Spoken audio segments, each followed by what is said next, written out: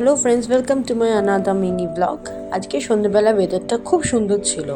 আমরা তাই বেরিয়েছিলাম বাড়ির সামনেই একটু হাঁটতে আর টুকটাক কয়েকটা বাজার করতে। প্রথমে আমরা চলে গেছিলাম মাছের দোকানে মাছ কিনতে।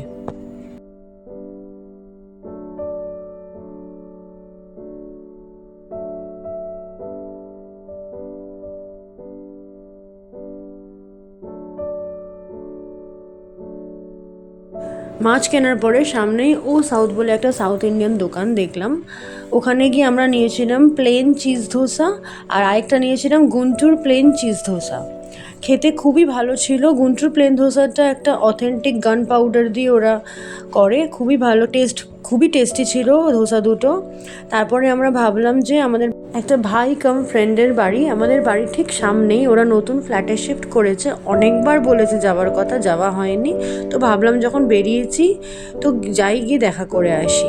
তো ওদের বাড়িতে ঢুকতেই এই মন্দিরটা আমার খুব ভালো লেগেছে।